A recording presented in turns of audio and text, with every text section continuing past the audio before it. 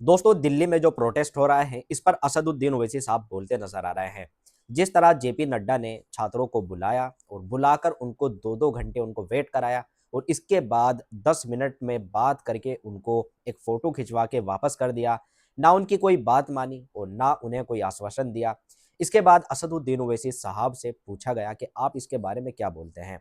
असदुद्दीन ओवैसी साहब उसमें बीजेपी की जो मंशा है, बीजेपी की जो रवैया है छात्रों के प्रति, उसके ऊपर बोलते नज़र आ रहे हैं।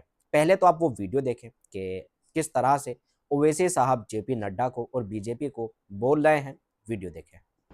आप युवा बच्चों को बुलाकर 2-2 घंटे घर में बिठाते हैं, बात नहीं करते हैं, उनको रुसवा करते हैं। आप उनसे तो बात करना सीख लीजिए ना। आप क्या बोल रहे हैं? सब तो आपकी वजह से हो रहा है। सब आपकी वजह से हो रहा है, सरकार की वजह से हो रहा है। अपोजिशन को क्यों ब्लेम कर रहे हैं? डिबेट क्या डिबेट कराएंगे आप? आपको जो जो गलती आपसे हुई है उसका तो इकरार करिए। आप इकरार ही नहीं कर रहे हैं। आप समझ रहे हैं कि हमारे पास ब्रूट मेजॉरिटी, हम सबको दबा देंगे। आप नहीं दबा पाएंगे। अंडर एस्टिमेट कर रहे हैं इसको। तो दोस्तों, आपने वीडियो देखा किस तरह से असदुद्दीन ओवैसी साहब बीजेपी पर सवाल उठा रहे हैं। बीजेपी जिस तरह से छात्रों के साथ रवैया कर रही है, ना तो छात्रों की बातों को सुन रही है, ना उनकी बातों को मान रही है। सिर्फ बीजेपी सरकार छात्रों के साथ बलपूर्वक प्रयास कर रही है। तो असदुद्दीन ओवैसी साहब जो बोल रहे हैं, असदुद्दीन ओवैसी साहब ने जो आवाज़ उठाई है, आपको ये बात कैसी लगी और आप इसके बारे में क्या सोचते हैं?